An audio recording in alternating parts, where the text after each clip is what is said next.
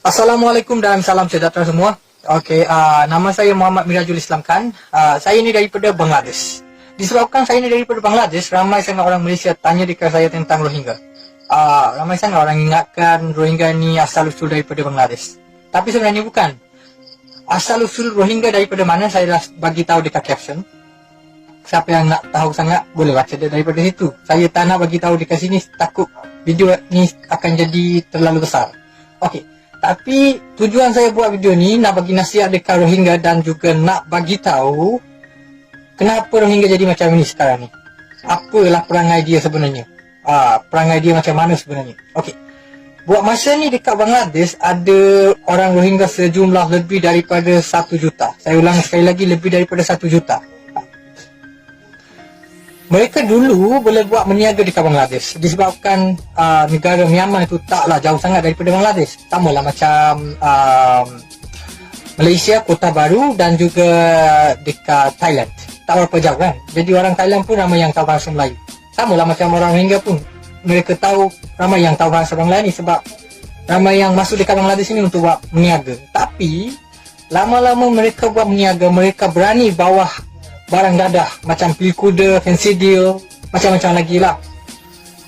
Tapi dekat Bangladesh, kalau kes dadah memang jarang berlaku. Sedangkan kalau nak isap rokok depan orang tua pun memang orang malu, segan. Kadang-kadang orang kena tampar lah. Anak orang pun orang tampar macam tu je kalau isap rokok. Kurang ajar orang panggil. Kalau dekat Bangladesh budaya kita macam itu dah. Apalagi kes dadah-dadah macam ni kan. Jadi lama-lama kerajaan Bangladesh dapat tahu macam ini. Polis Bangladesh pun semua pergi tangkap orang-orang Rohingya yang jual barang dadah ni. Jadi orang Bangladesh pun mulai benci pada mereka.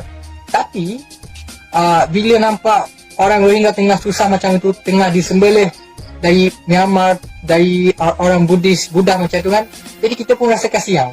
Walaupun mereka bukan asal-usul daripada Bangladesh, tapi disebabkan kita negara jiran, lepas tu Rohingya ni orang Muslim, kita pun rasa kasihan lah. Benarkan mereka masuk dekat Bangladesh dan kita buat Rohingya camp. Walaupun bukan kerajaan Bangladesh yang bagi makan, bukan kerajaan Bangladesh saja yang bagi makan pada Rohingya ni. Memang kerajaan Bangladesh dapat bantuan daripada negara luar, termasuk Malaysia juga. Tapi buat masa ni dekat pada lautan, dalam lautan Bangladesh ramai Rohingya ada dalam laut tu. Mereka tak boleh masuk dah dekat Bangladesh sebab kita tak benarkan. Masa ni kan masa coronavirus, kita takutlah mereka akan bawa virus nanti. Jadi kesian tu kesian lah, tapi kita nak selamatkan rakyat kita dulu. Tapi boleh buat kira lah kalau perangai mereka tu baik sangat. Masalahnya ramai yang jahat. Untuk yang jahat, yang baik pun sekarang tengah susah. Saya mengaku lah, masih ada orang Rohingya dekat Bangladesh yang di backup oleh orang Bangladesh sebab Rohingya itu memang baik. Jadi perangai mereka dari dululah jahat. Kalau tidak, kenapa kerajaan Myanmar sanggup sembelih mereka? Tengah fikirlah. Biarpun mereka bukan orang Muslim, kalau orang Myanmar yang betul-betul lah, bukan pelarian. Tapi kenapa sanggup sembelih orang Rohingya ni? Memang ada benda yang mereka buat yang tak elok. Macam buat gaduh dengan orang tempatan sana ke, bunuh polis sana. Macam tu lah. Tengok, mereka masuk dekat Bangladesh ni pun buat macam-macam masalah. Jadi saya nak cakap pada orang Rohingya ni. Okey, siapa nama Jafar ke Jahanam, saya tak berapa ingat lah. Presiden, kononnya Presiden Myanmar.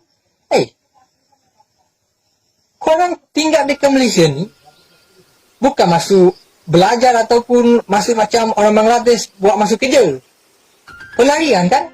Jadi korang kena lebih berhati-hati daripada Bangladesh. Sedangkan Bangladesh pun cukup dibenci oleh orang Malaysia. Walaupun Bangla masuk dekat Malaysia ni untuk buat kerja, bayar permit.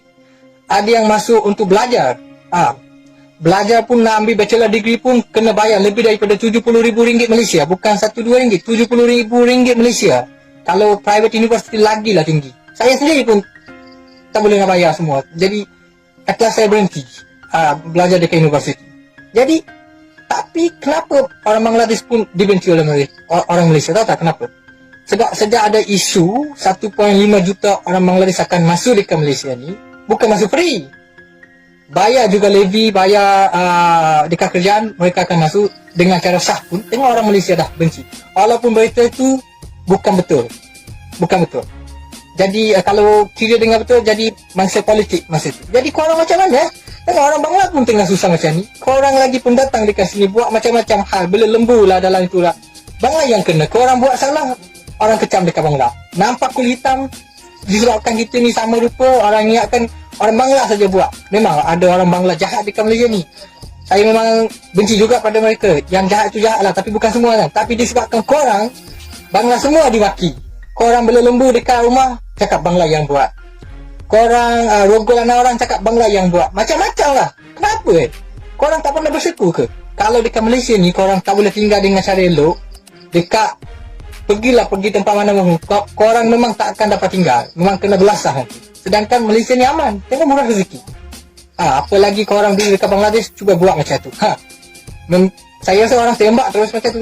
Kalau korang buat perangai dekat Malaysia ni kalau buat sama macam ni dekat Bangladesh, tak kurang ni korang keluar ramai-ramai dekat jalan raya buat macam-macam.